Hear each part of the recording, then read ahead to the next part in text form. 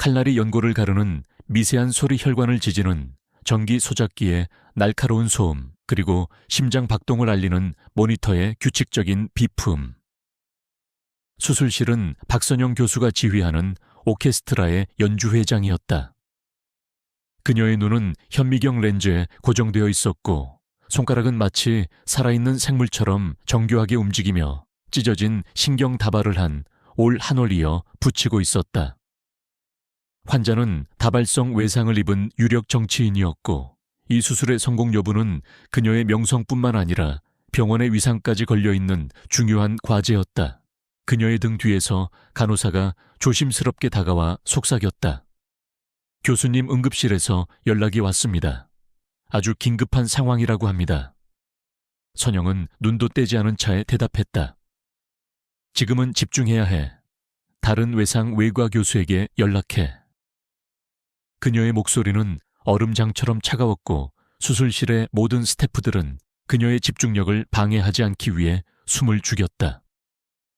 그녀에게 수술대 위의 환자는 우주 그 자체였고 다른 어떤 것도 끼어들 틈이 없었다. 몇 분 후 수술실 문이 거칠게 열리며 수간호사가 거의 비명에 가까운 목소리로 외쳤다. 교수님, 교통사고입니다. 아드님들이. 민준이와 지훈이가 사고를 당했습니다.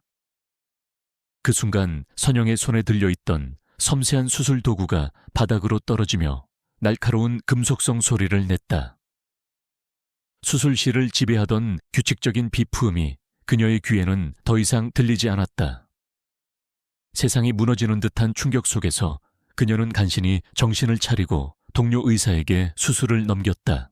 수술복을 벗어던지고 복도를 질주하는 동안 선영의 머릿속은 온통 하얗게 비어 있었다.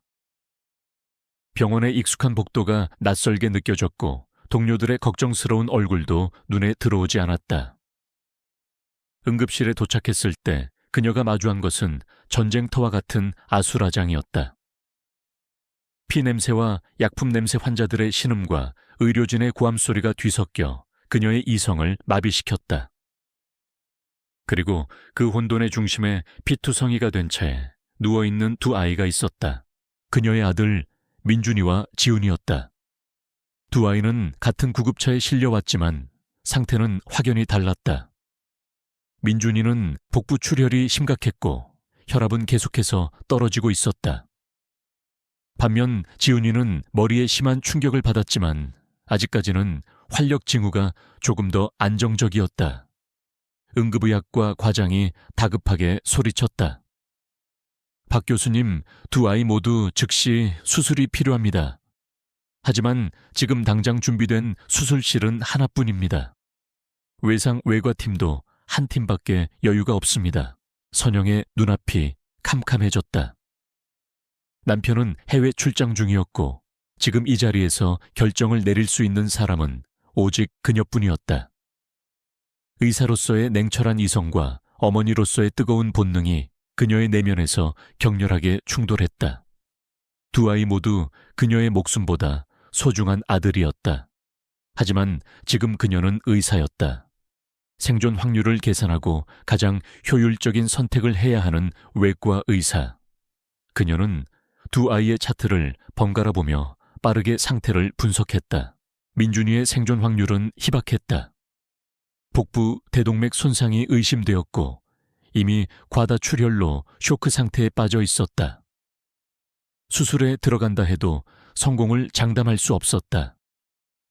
반면 지훈이는 뇌내 출혈이 있었지만 신속하게 혈종을 제거하면 생명을 건질 가능성이 더 높았다. 숫자가, 데이터가, 그리고 그녀가 평생을 바쳐 쌓아온 의학적 지식이 하나의 결론을 가리키고 있었다. 하지만 그 결론은 그녀의 심장을 갈갈이 찢어놓는 것이었다. 그녀는 입술을 깨물었다. 피맛이 입안에 번졌다. 주변의 모든 소음이 멀어지고 오직 두 아들의 가쁜 숨소리만이 귓게 울렸다. 그녀는 지훈이의 침대를 가리키며 거의 기계적으로 명령했다. 지훈이부터 수술실로 옮겨. 지금 당장. 그리고 다른 외과팀을 최대한 빨리 준비시켜줘. 그 말이 그녀의 입에서 나오는 순간 응급실의 모든 사람들은 숨을 멈췄다.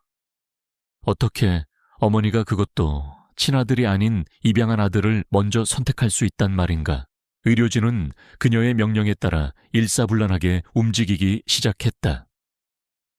지훈이의 침대가 수술실로 향하는 동안 선영은 민준이의 곁으로 다가갔다. 아이의 얼굴은 창백했고 작은 손은 힘없이 축 늘어져 있었다. 그녀는 아들의 손을 잡았다. 얼음장처럼 차가웠다. 민준아, 엄마야. 조금만 버텨줘. 엄마가 금방 돌아올게. 약속할게. 그녀의 목소리는 미세하게 떨렸지만 눈물은 흐르지 않았다.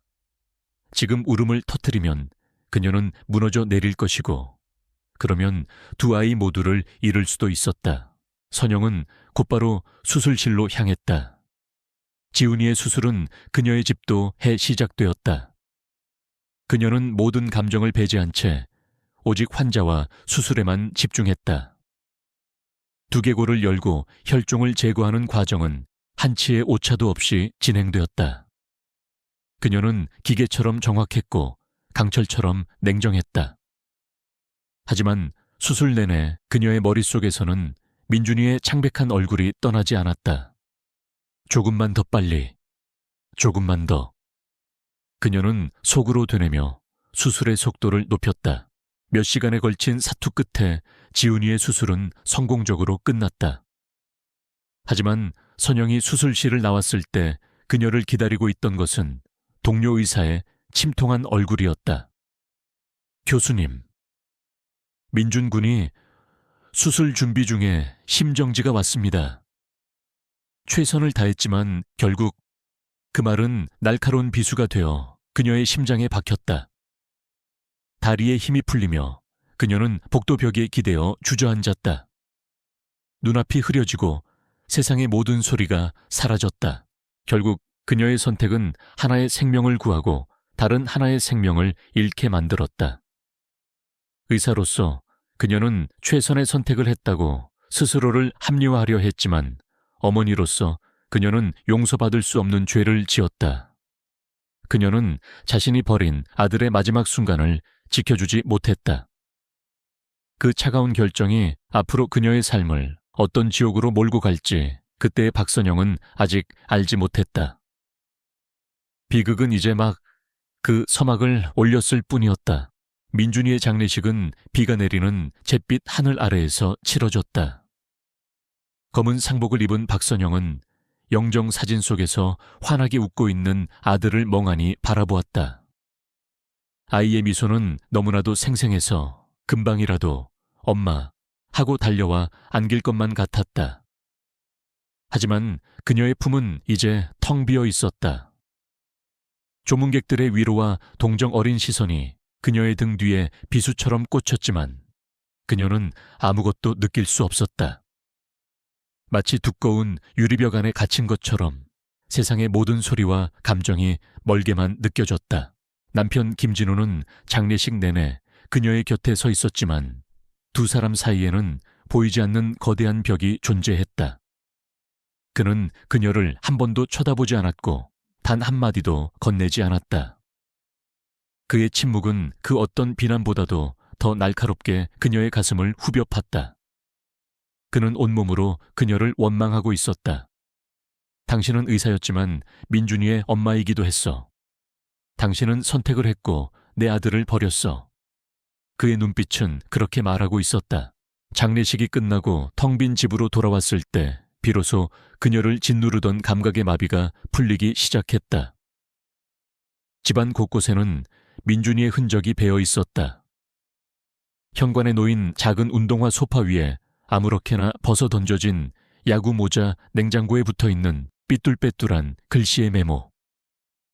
그 모든 것들이 살아 움직이며 그녀의 죄책감을 들쑤셨다. 그녀는 민준이의 방으로 들어가 문을 잠갔다. 아들의 침대에 엎드려 얼굴을 묻자 그제야 참았던 눈물이 폭포수처럼 쏟아져 나왔다. 그날 이후 선영의 삶은 송두리째 무너져 내렸다. 그녀는 병원에 무기한 휴직을 신청했고 세상과 단절된 채 집안에 틀어박혔다. 남편과의 관계는 돌이킬 수 없을 정도로 악화되었다. 그는 매일 밤 술에 취해 들어와 그녀에게 폭언을 퍼부었고 집안의 물건들을 부수며 분노를 표출했다. 당신 때문에 민준이가 죽었어. 당신이 내 아들을 죽인 거야.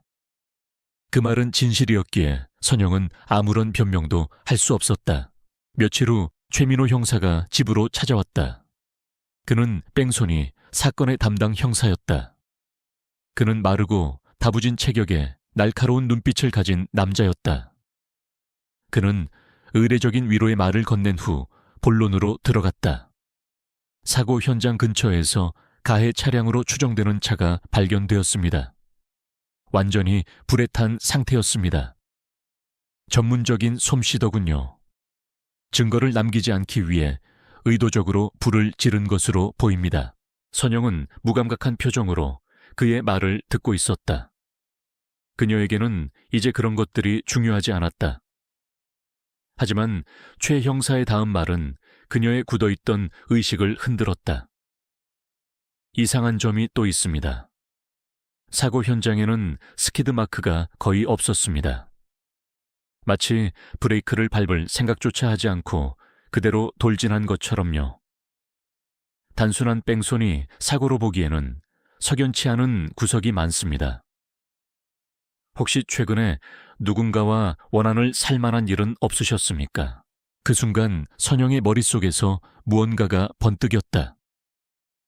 의사로서 수많은 죽음을 목격했지만 그녀는 단 한 번도 자신의 삶이 범죄의 표적이 될 수 있다는 생각은 해본 적이 없었다.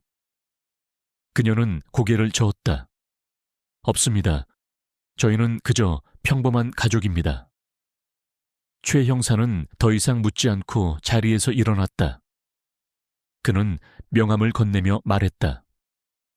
혹시라도 무언가 생각나는 것이 있으면 언제든지 연락 주십시오. 저희는 이 사건을 단순 뺑소니로 종결하지 않을 겁니다. 최 형사가 돌아간 후 선영은 처음으로 사고에 대해 냉정하게 되짚어보기 시작했다. 의도적인 방화 스키드 마크의 부재. 단순한 사고가 아니었다면 누군가가 의도적으로 자신의 아이들을 노렸다는 뜻이 된다. 하지만 왜 누구에게도 원한을 산 적이 없는데? 그때 병원에 입원해 있는 지훈이의 얼굴이 떠올랐다. 지훈이는 그녀가 3년 전 한 보육원에서 입양한 아이였다. 혹시 지훈이의 과거와 관련된 일일까? 그녀는 자리에서 일어나 지훈이의 방으로 향했다. 사고 이후 아이의 물건들은 그대로 방치되어 있었다. 그녀는 지훈이가 학교에 메고 다니던 책가방을 정리하기 시작했다. 책과 필기구를 꺼내던 그녀의 손에 무언가 딱딱한 것이 만져졌다. 가방 안쪽의 천을 뜯어내자 아주 작은 크기의 검은색 장치가 모습을 드러냈다. 그것은 정교하게 만들어진 위치 추적기였다. 선영의 심장이 차갑게 내려앉았다. 누군가가 지훈이를 감시하고 있었다. 그것도 아주 오랫동안. 그렇다면 이번 사고는 우연이 아니었다. 명백한 계획 범죄였다. 범인은 지훈이를 노렸고 민준이는 그저 함께 있다가 희생된 것이었다. 이 작은 장치 하나가 모든 상황을 바꾸어 놓았다. 아들의 죽음이 단순한 비극이 아니라 추악한 음모의 결과물일 수 있다는 끔찍한 진실이 그녀의 눈앞에 펼쳐졌다. 그녀의 눈에서 슬픔의 눈물은 사라지고 차가운 분노의 불꽃이 타오르기 시작했다. 그녀는 더 이상 슬픔에 잠긴 나약한 어머니가 아니었다. 그녀는 이제 진실을 추적하는 사냥개였다. 아들을 죽음으로 몰고 간 자들을 찾아내 그 대가를 치르게 할 것이다. 그녀는 최민호 형사의 명함을 집어들고 전화번호를 눌렀다. 그녀의 목소리는 강철처럼 단단하고 차가웠다. 최민호 형사님, 박선영입니다. 할 얘기가 있습니다. 지금 당장 만나야겠습니다. 비극의 두 번째 막이 그녀의 손에 의해 강제로 열리고 있었다. 늦은 밤 박선영은 최민호 형사와 약속한 한적한 카페에서 마주 앉았다. 테이블 위에는 그녀가 지훈이의 가방에서 발견한 작은 위치 추적기가 놓여 있었다. 최 형사는 핀셋으로 조심스럽게 그것을 집어들고 꼼꼼히 살폈다. 그의 미간이 미세하게 좁혀졌다. 이건 시중에서 쉽게 구할 수 있는 물건이 아닙니다. 군용이나 특수기관에서 사용하는 고성능 모델이군요. 누군가 작정하고 아이를 감시했다는 뜻입니다. 선영은 차가운 목소리로 말했다. 사고가 아니었습니다. 계획된 범죄였어요. 범인은 지훈이를 노렸고 내 아들 민준이는 휘말려서 희생된 겁니다. 그녀의 눈에는 더 이상 눈물이 없었다. 슬픔은 가슴 깊은 곳에 단단한 응어리로 자리 잡았고 그 위를 차가운 분노와 복수심이 뒤덮고 있었다. 최 형사는 잠시 그녀를 바라보았다. 어머니의 고통과 의사의 냉철함이 기묘하게 공존하는 모습이었다. 그는 고개를 끄덕였다. 저도 동의합니다. 이 증거는 사건의 방향을 완전히 바꾸어 놓을 겁니다. 하지만 상대는 보통 인물이 아닐 겁니다. 이렇게 정교한 장비를 사용하고 사고를 위장해 흔적을 지울 정도의 배우라면 박 교수님, 지금부터는 아주 위험해질 수 있습니다. 그의 경고에도 선영의 표정에는 흔들림이 없었다. 상관없습니다. 저는 제 아들을 죽인 범인을 찾아야겠습니다. 형사님이 도와주시겠습니까?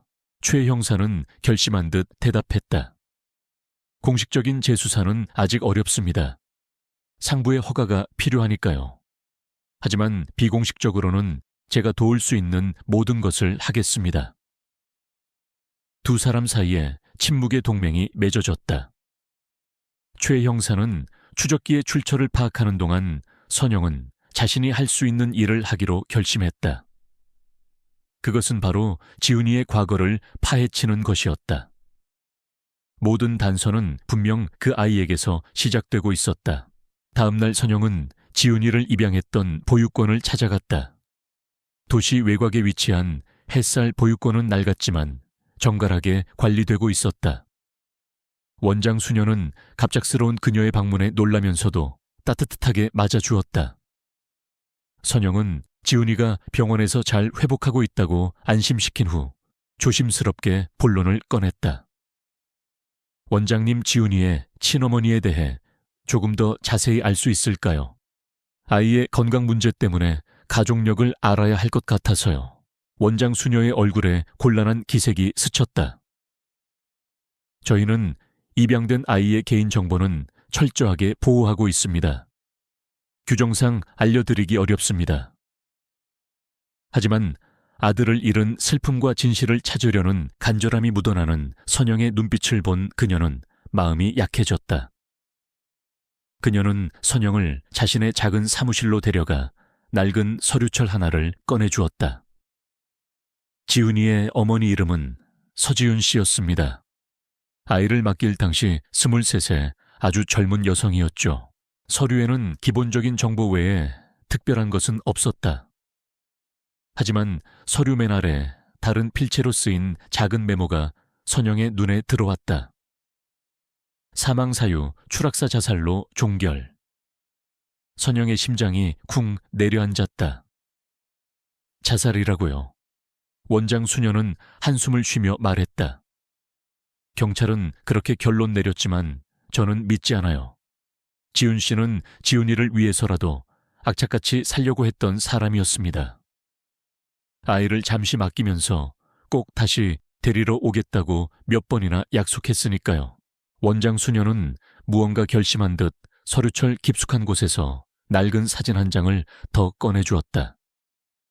사진 속에는 앳된 얼굴의 서지훈이 한 남자와 함께 서서 어색하게 웃고 있었다. 남자의 얼굴은 빛의 발에 흐릿했지만 그가 입고 있던 정장 옷깃에 달린 작은 배지가 선영의 시선을 사로잡았다. 그것은 국내 굴지의 대기업 유진그룹의 로고였다. 모든 퍼즐 조각이 하나로 맞춰지는 순간이었다. 병원으로 돌아온 선영은 곧바로 자신의 인맥을 총동원해 서지훈과 유진그룹에 대해 조사하기 시작했다. 그리고 얼마 지나지 않아 충격적인 사실을 알아냈다. 서지훈은 한때 유진그룹 강태환 회장의 개인 비서로 일했었다.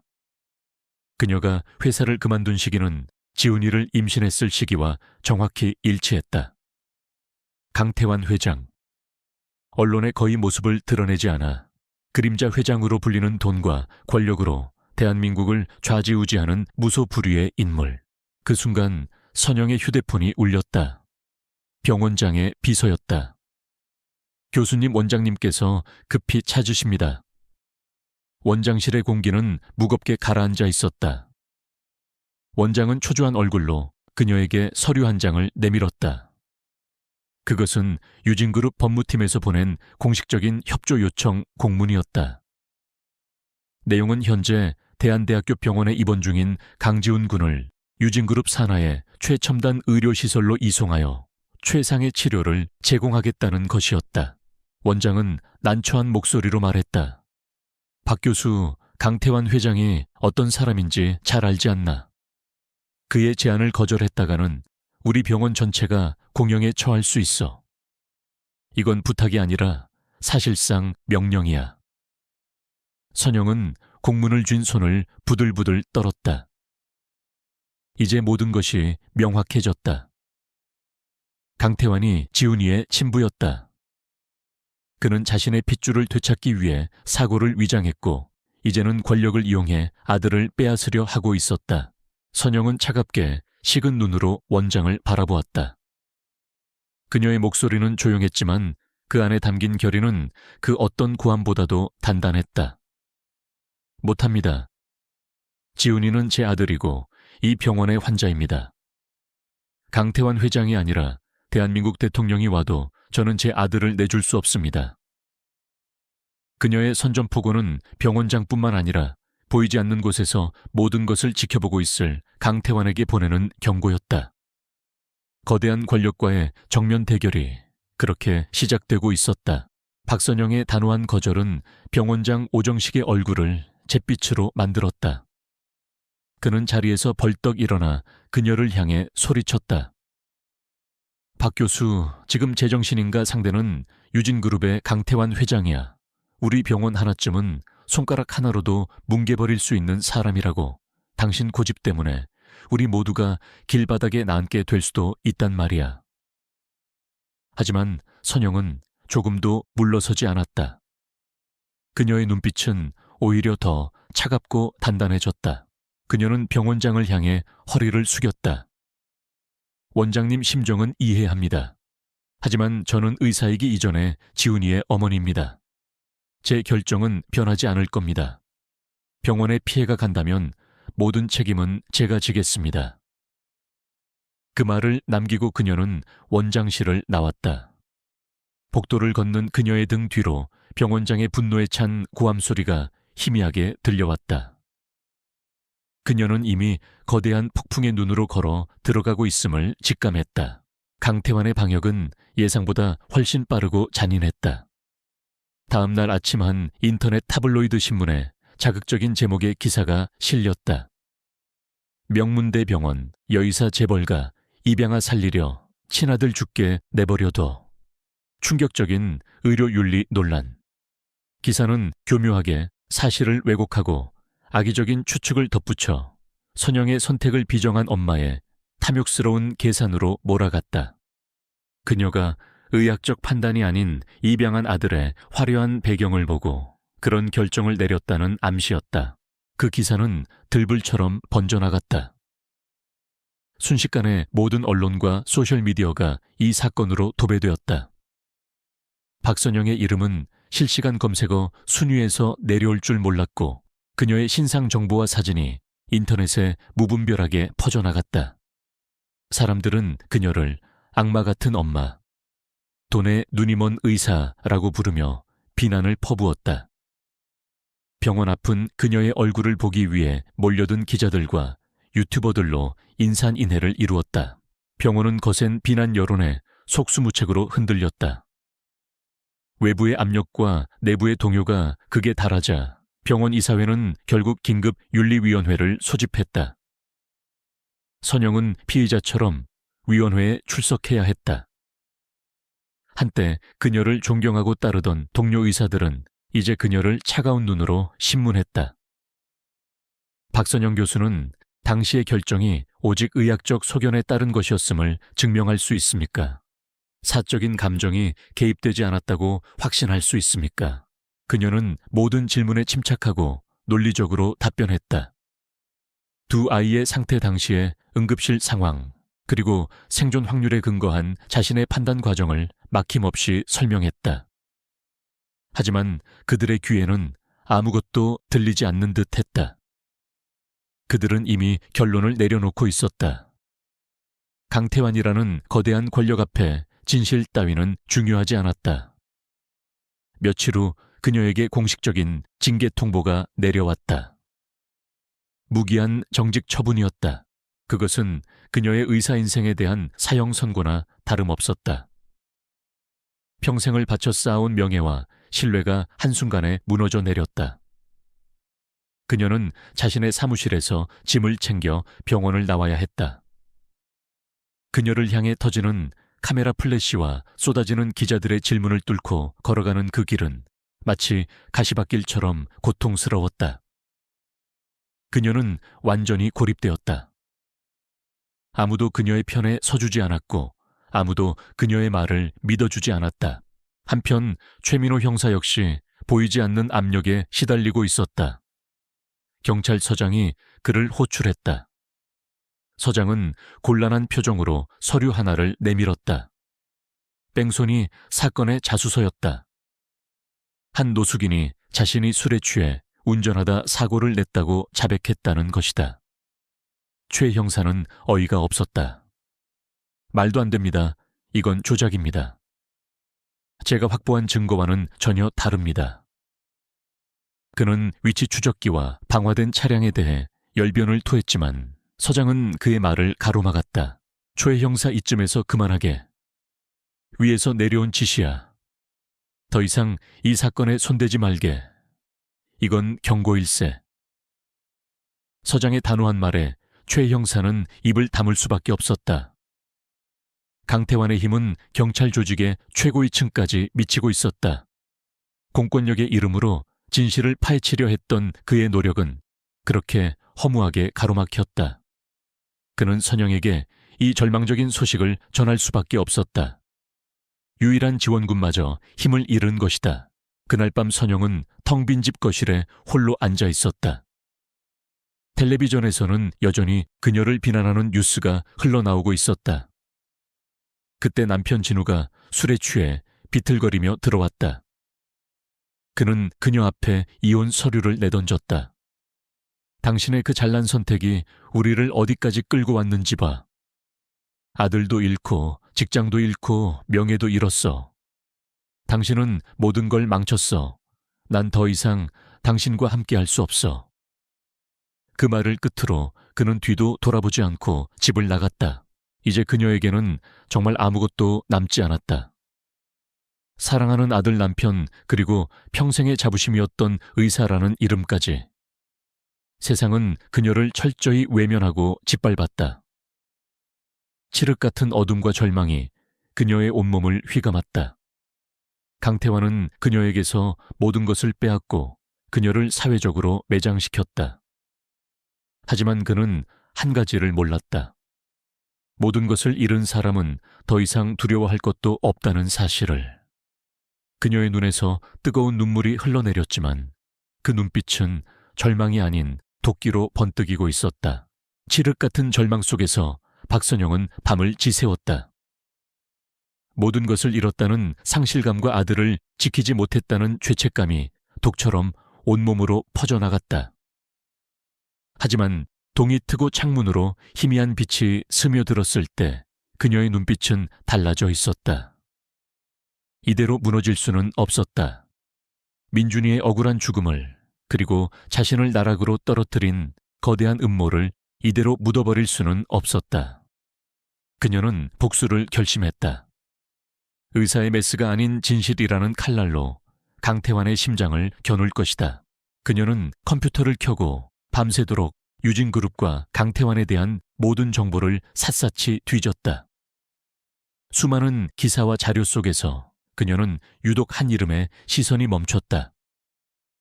이강준 기자. 그는 5년 전 유진그룹의 비자금 스캔들을 끈질기게 파헤치다 결국 해고당한 인물이었다. 당시 그의 기사는 거대한 압력에 의해 모두 삭제되었고 그는 언론계에서 거의 매장되다시피 했다. 현재 그는 작은 인터넷 언론사 진실의 목소리에서 탐사 보도를 이어가고 있었다. 선영은 이강준 기자의 연락처를 수소문해 그에게 연락했다. 처음 전화를 받았을 때 그의 목소리는 시니컬하고 경계심으로 가득 차 있었다. 박선영 교수님, 요즘 아주 유명한 분이시죠. 하지만 전 타블로이드 기자가 아닙니다. 당신의 눈물겨운 사연에는 관심 없습니다. 그의 냉담한 반응에도 선영은 동요하지 않았다. 눈물을 팔로 전화한 게 아닙니다. 진실을 팔로 전화했습니다. 강태환 회장이 제 아들을 죽였습니다. 그리고 그 증거를 가지고 있습니다. 몇 시간 후 두 사람은 허름한 뒷골목의 국밥집에서 마주 앉았다. 이강준은 팔짱을 낀 채 의심스러운 눈초리로 그녀를 훑어보았다. 선영은 가방에서 위치 추적기 서지훈의 사진 그리고 보육원에서 얻은 자료들을 꺼내 테이블 위에 늘어놓았다. 그녀는 감정을 완전히 배제한 채 사고 당일부터 지금까지 일어난 모든 일들을 외과 의사가 수술 계획을 브리핑하듯 논리정연하게 설명했다. 이강준의 표정이 조금씩 변하기 시작했다. 처음에 냉소적인 태도는 사라지고 기자의 날카로운 눈빛이 돌아왔다. 특히 그가 서지훈의 사진을 보았을 때 그의 눈이 크게 흔들렸다. 서지훈, 이 여자를 기억합니다. 5년 전 제가 비자금 사건을 취재할 때 그녀는 강태환의 핵심 측근이었습니다. 내부 고발을 약속했지만 약속 장소에 나타나지 않았죠. 그리고 며칠 뒤 한강다리에서 투신 자살했다는 기사를 봤습니다. 그 순간 흩어져 있던 모든 퍼즐 조각들이 하나의 끔찍한 그림으로 맞춰졌다. 서지훈은 단순한 회장의 여자가 아니었다. 그녀는 강태환의 비자금 조성을 돕는 핵심 인물이었고 동시에 그 비밀을 폭로할 수 있는 유일한 증인이었다.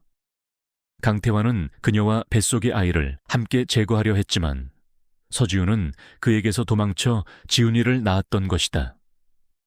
그녀의 죽음은 자살이 아닌 명백한 살인이었다. 이강준은 주먹을 불끈 쥐었다. 강태환은 자신의 범죄를 덮기 위해 서지훈을 죽인 겁니다. 그리고 이제 와서 자신의 유일한 핏줄인 지훈이를 되찾으려는 것이겠죠. 선영은 그의 말을 이었다. 단순히 되찾는 게 아닙니다.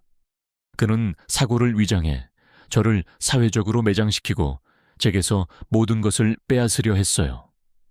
그건 일종의 경고였을 겁니다.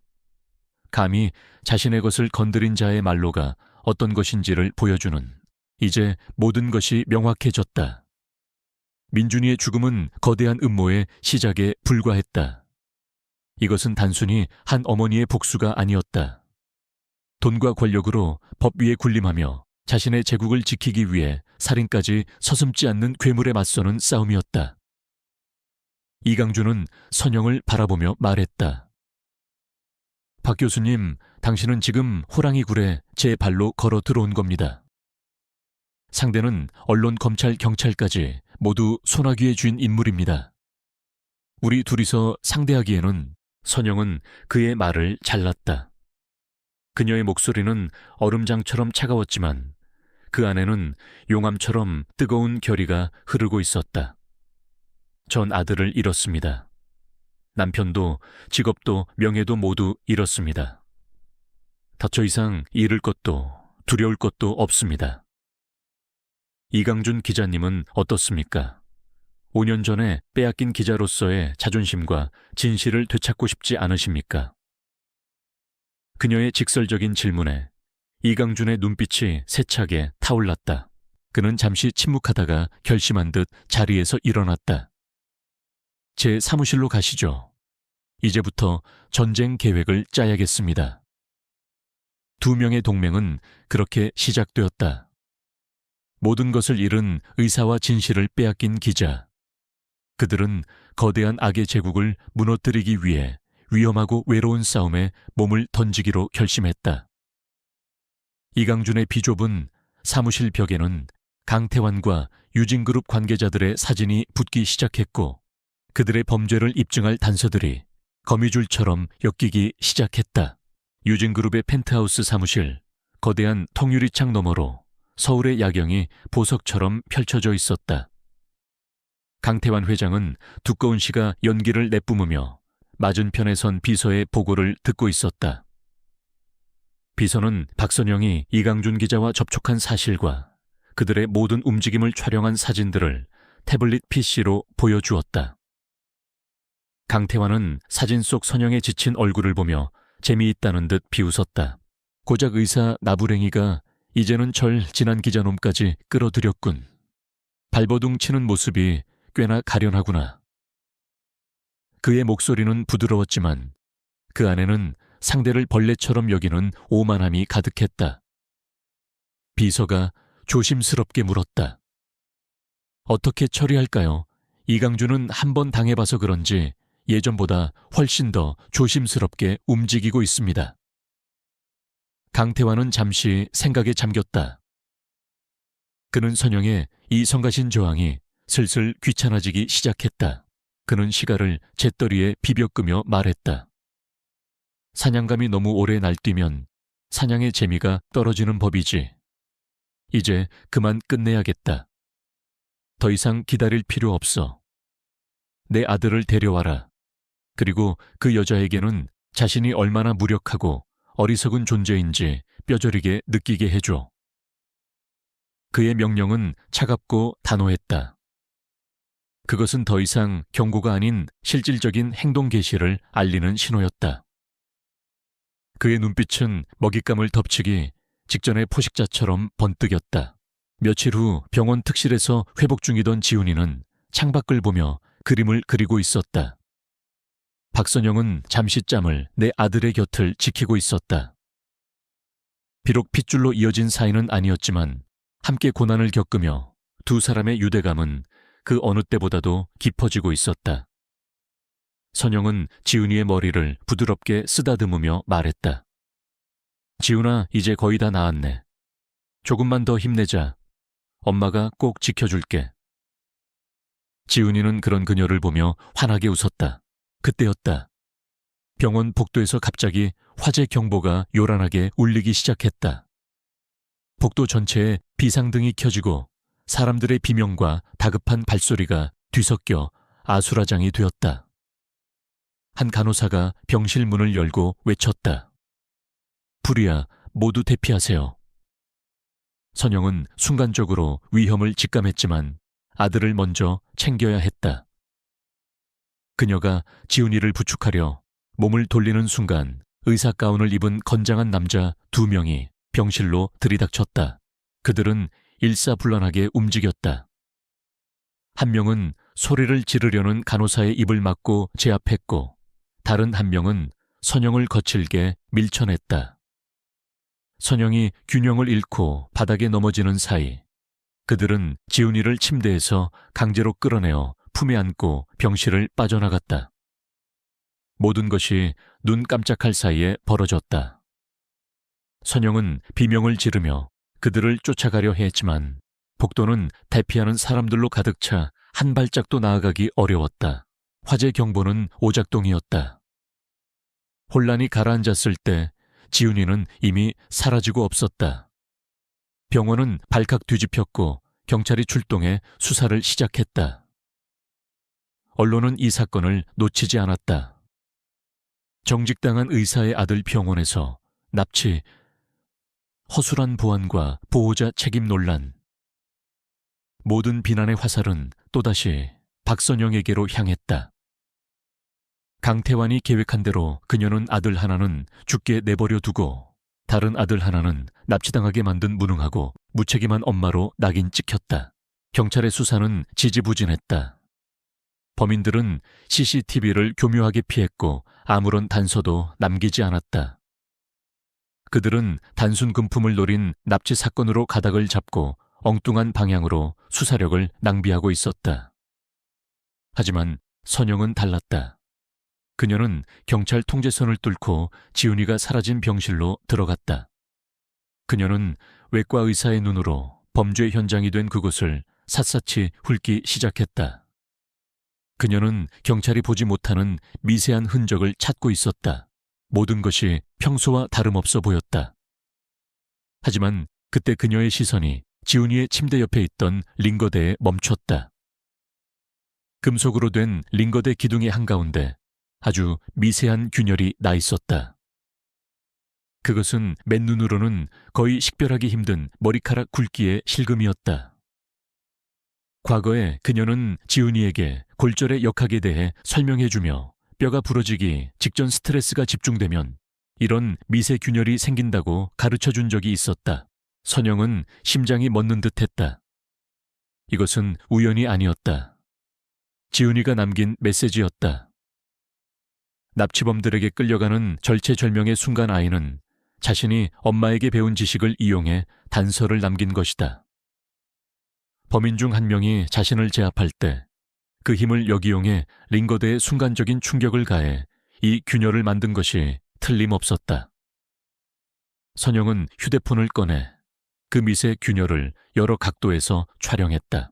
그녀는 곧바로 비상계단을 통해 병원을 빠져나와 이강준 기자에게 연락했다.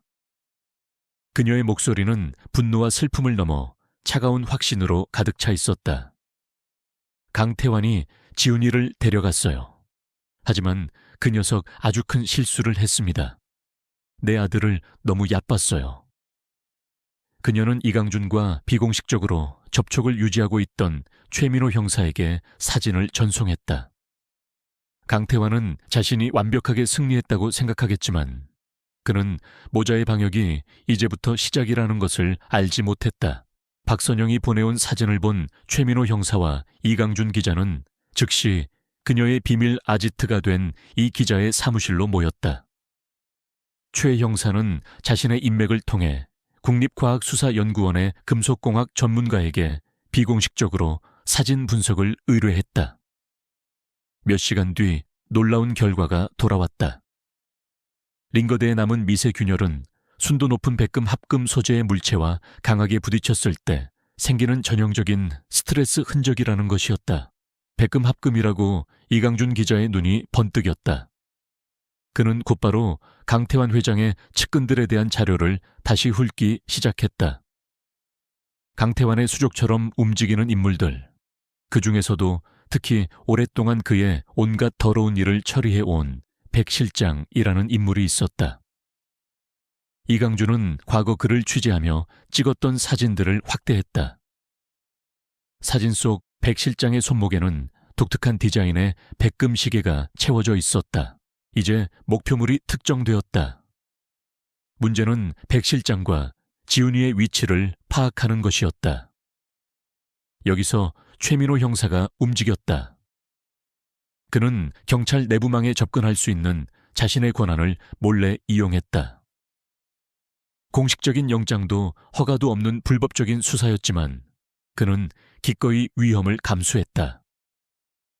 그는 납치 사건 당일 병원 주변을 오간 모든 차량을 조회했고 그중 백 실장의 소유로 등록된 차량의 동선을 추적하는 데 성공했다. 차량의 GPS 기록은 경기도 외곽의 한적한 산속에서 끊겨 있었다. 그곳은 유진그룹이 소유한 VVIP를 위한 비밀 별장이 위치한 곳이었다. 모든 증거가 한 곳을 가리키고 있었다. 최 형사는 당장 기동대를 이끌고 못 추옷, 조시, 좌우 탐리, 창탕 디엔라. 선영은 감정적인 모습을 전혀 보이지 않은 채 의사로서 환자의 상태를 진단하듯 냉철하게 말을 이었다. 강태환은 그런 그녀의 모습을 즐기며 마치 연극의 대사를 읊듯 자신의 모든 계획을 털어놓았다. 서지훈을 어떻게 처리했는지, 어떻게 사고를 위장해 그녀를 나락으로 떨어뜨렸는지, 그리고 언론과 경찰을 어떻게 주무르고 있는지에 대해 자랑스럽게 이야기했다. 그는 특히 선영이 응급실에서 내렸던 선택을 조롱했다. 당신이 내 아들을 살릴 것을 알고 있었지. 모성애보다 의사로서의 직업의식이 더 강한 여자라는 걸 알았으니까. 그건 내 게임의 일부였을 뿐이야. 당신이 친아들을 버리고 내 아들을 선택하는 그 순간을 꼭 보고 싶었거든. 그의 말에는 인간에 대한 일말의 존중도 찾아볼 수 없었다. 지훈이를 아들이 아닌 자신의 소유물이자 왕좌를 이을 후계자로만 여기고 있었다. 그의 잔인한 독백이 절정에 달했을 때 그는 와인잔을 들고 일어서서 경멸적인 눈빛으로 선영을 내려다보았다. 그의 얼굴에는 완전한 승리자의 미소가 걸려 있었다. 자, 이제 어떤가? 박선영 선생, 당신은 모든 것을 잃었어. 아들도 남편도 명예도, 그리고 아무런 증거도 힘도 없지.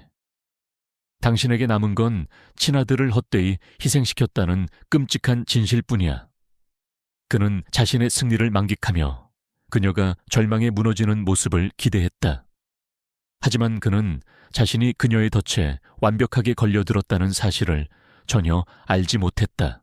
강태환의 조롱 섞인 목소리가 응접실의 값비싼 가구들 사이를 울렸다. 그는 박선영이 절망에 빠져 무너지기를 기다렸다. 하지만 그녀의 반응은 그의 예상을 완전히 빗나갔다. 그녀의 입가에 경멸적인 미소마저 감돌던 이전과 달리 이제는 차갑고 텅 빈 듯한 평온함이 자리 잡고 있었다. 그녀는 마치 승리를 확신한 장군처럼 고개를 들어 강태환을 똑바로 응시했다. 자세한 자백 감사히 잘 들었습니다, 강태환 회장님. 그녀의 조용한 한마디에 강태환의 미간이 찌푸려졌다. 선영은 천천히 손을 들어 자신의 가슴에 달린 작은 브로치를 만졌다. 그것은 아들 민준이가 생일 선물로 사주었던 조약돌 모양의 평범한 액세서리였다. 하지만 그 안에는 이강준 기자가 구해온 현존하는 최고 성능의 소형 녹음기가 내장되어 있었다. 그녀는 브로치를 떼어 테이블 위에 올려놓았다. 지난 1시간 동안 회장님께서 하신 모든 말씀, 그리고 제 대답까지 아주 깨끗한 음질로 전부 녹음되었을 겁니다. 서지훈 씨 살인교사, 교통사고, 위장 증거, 인멸 납치까지. 이 정도면 종신형을 받기에도 충분하겠군요. 그 순간 강태환의 얼굴에서 여유로운 미소가 사라졌다. 그의 눈빛이 분노로 이글거리며 백 실장을 향해 고함을 질렀다. 저 여자 당장 잡아 그깟 녹음기 하나 뺏지 못해. 백 실장과 경호원들이 그녀를 향해 움직이는 순간 선영은 자신의 두 번째 비장의 카드를 꺼내 들었다. 그녀는 오히려 그들을 향해 한 걸음 다가서며 말했다. 소용없습니다. 진짜 보험은 그게 아니니까요. 그녀는 겁에 질려 떨고 있는 지훈이를 돌아보았다. 그리고 당신들은 날 걱정할 게 아니라 지금 당장 이곳에서 도망칠 걱정을 해야 할 겁니다. 그녀는 다시 강태환을 향해 시선을 돌렸다. 그녀의 목소리는 수술실의 메스처럼 날카롭고 정확했다. 지훈이의 마지막 봉합 수술을 할 때 저는 아이의 어깨피와 지방층에 아주 작은 의료용 추적 장치를 삽입했습니다. 생체 신호와 GPS 정보를 동시에 전송하는 최신 모델이죠. 일반 탐지기로는 절대 찾아낼 수 없습니다. 그녀의 입에 처음으로 옅은 미소가 떠올랐다. 제가 이 별장에 들어온 순간부터 최민호 형사와 경찰 특공대 전 병력이 회장님의 자백을 실시간으로 들으며 이곳을 완벽하게 포위하고 있었습니다. 그 말이 끝나기 무섭게 별장 전체가 뒤흔들리는 듯한 굉음이 울려 퍼졌다. 헬리콥터 프로펠러 소리가 밤하늘을 찢었고 창문들이 연이어 박살나며 검은 전투복을 입은 경찰 특공대원들이 섬광탄과 함께 쏟아져 들어왔다. 움직이지 마, 움직이면 쏜다. 사방에서 터져 나오는 고함과 함께 강태환의 철옹성 같던 경호원들은 순식간에 제압당했다. 모든 것이 계획된 대로 한치의 오차도 없이 진행되었다. 혼란의 중심을 뚫고 최민호 형사가 권총을 든 채 당당하게 걸어 들어왔다. 그는 며칠 전까지만 해도 자신을 무력하게 만들었던 거대한 권력의 화신 강태환의 앞에 섰다. 그는 차가운 목소리로 미란다 원칙을 읊으며 믿을 수 없다는 표정으로 굳어있는 강태환의 손목에 수갑을 채웠다. 강태환 당신을 살인교사 납치, 증거인멸 및 다수의 혐의로 긴급 체포한다. 당신은 변호사를 선임할 수 있으며 수갑이 채워지는 철컥 소리와 함께 강태환의 오만한 표정이 마침내 무너져 내렸다. 그의 얼굴은 분노와 당혹감, 그리고 완전한 패배감으로 일그러졌다. 그는 짐승처럼 울부짖으며 발버둥 쳤지만 특공대원들에게 무자비하게 끌려나갈 뿐이었다. 모든 상황이 정리되는 동안 선영은 지훈이에게 달려갔다. 아이는 울음을 터뜨리며 그녀의 품에 안겼다. 엄마 무서웠어요. 선영은 아들을 힘껏 끌어안았다. 그 어떤 말로도 표현할 수 없는 감정들이 그녀의 가슴 속에서 소용돌이쳤다. 특공대원들에게 끌려나가던 강태환이 마지막으로 그녀를 돌아보았다. 그의 눈에는 후회나 반성의 기미는 없었다. 오직 불타는 증오와 복수심만이 가득했다. 이것이 끝이 아닐 것이라는 무언의 협박이었다. 선영은 그 시선을 피하지 않고 똑바로 마주했다. 그녀는 아들을 더 굳게 껴안으며 어둠 속에서 번쩍이는 경찰차의 경광등 불빛을 묵묵히 바라보았다. 길고 긴 싸움에 가장 큰 고비가 막 넘어가는 순간이었다. 강태환 회장의 극적인 체포는 대한민국을 뒤흔든 거대한 태풍의 시작이었다. 박선영이 목숨을 걸고 확보한 녹음 파일은 단순한 증거가 아니었다.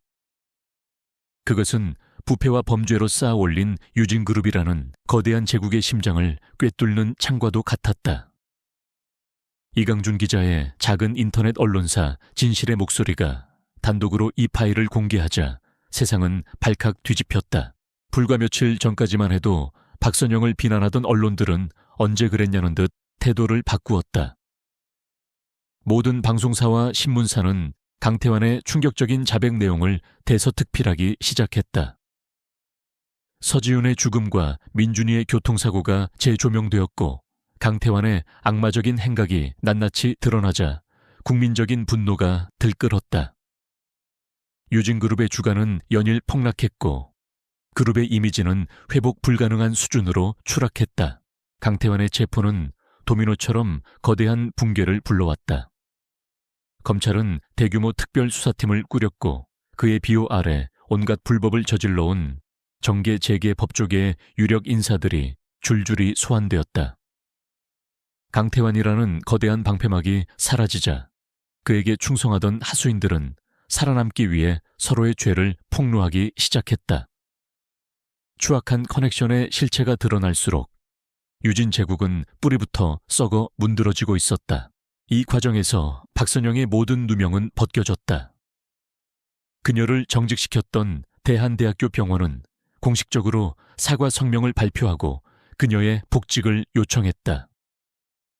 압력에 굴복했던 병원장은 불명예스럽게 사임해야 했다. 세상은 그녀를 거하게 맞서 싸운 영웅, 진정한 모성애를 보여준 의사라며 칭송했다. 그녀의 집 앞으로는 응원과 격려의 메시지가 담긴 꽃다발이 산처럼 쌓였다. 하지만 이 모든 승리와 명예회복도 그녀에게 완전한 평화를 가져다 주지는 못했다. 그녀는 기자회견장에서도 경찰 조사실에서도 언제나처럼 침착하고 냉철한 모습을 유지했다. 하지만 홀로 남겨졌을 때 그녀는 다시 평범한 엄마 아들을 잃은 비통한 엄마로 돌아왔다. 그녀는 민준이의 방에 들어가 아이의 채취가 남은 옷들을 끌어안고 소리 없이 눈물을 흘렸다. 세상이 되찾아준 명예가 죽은 아들을 되돌려줄 수는 없었다. 승리의 환호성 속에서 그녀는 누구보다도 깊은 공허함을 느꼈다. 강태환은 법의 심판을 받게 될 것이다. 그의 제국도 무너질 것이다. 정의는 실현되었다. 하지만 그녀가 응급실에서 내려야 했던 그 끔찍한 선택의 무게는 조금도 가벼워지지 않았다. 그녀는 한 아이를 구하기 위해 다른 아이를 포기해야만 했다. 그 사실은 그녀의 삶에 영원히 지워지지 않을 주홍글씨처럼 새겨져 있었다. 어느 날 저녁 그녀는 멍하니 텔레비전 뉴스를 보고 있었다. 화면에서는 유진그룹의 경영권 분쟁과 계열사 매각 소식이 흘러나오고 있었다. 한때 대한민국을 호령하던 거대 기업이 해체되는 과정이었다. 그때 지훈이가 조용히 그녀의 곁으로 다가와 앉았다. 아이는 아무 말 없이 그녀의 손을 꼭 잡았다. 그 작은 손의 온기가 그녀의 얼어붙은 마음속으로 스며드는 듯했다. 선영은 지훈이를 바라보았다. 아이의 눈망울은 모든 진실을 알고 있다는 듯 깊고 슬펐다. 자신 때문에 형이 죽었다는 죄책감, 그리고 자신을 구해준 엄마에 대한 미안함과 고마움이 뒤섞인 복잡한 눈빛이었다. 선영은 아이를 가만히 끌어안았다. 이 아이는 강태환의 아들이기도 했지만 동시에 그녀가 목숨을 걸고 지켜낸 아들이기도 했다. 비극 속에서 살아남은 유일한 희망이었다. 그녀는 깨달았다. 자신의 싸움은 아직 끝나지 않았다는 것을. 강태환에 대한 복수는 끝났지만 이제 그녀에게는 더 중요한 책임이 남아 있었다. 지훈이를 건강하고 올바른 아이로 키워내는 것, 그리고 민준이의 목까지 행복하게 살아내는 것.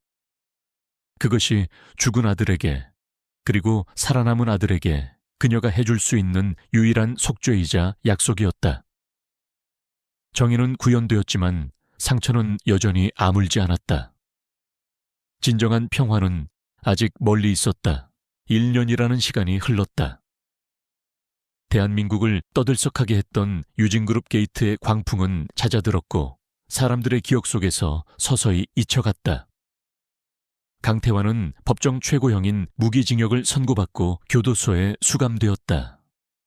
박선영과 지훈이는 모든 사건의 흔적이 묻어있는 집을 떠나 작고 조용한 동네로 이사했다. 계절이 4번 바뀌는 동안 두 사람은 서로의 상처를 보듬으며 새로운 일상을 만들어가고 있었다. 어느 날 저녁 초인종이 울렸다. 문 밖에는 1년 전 집을 나갔던 남편 김진우가 서 있었다.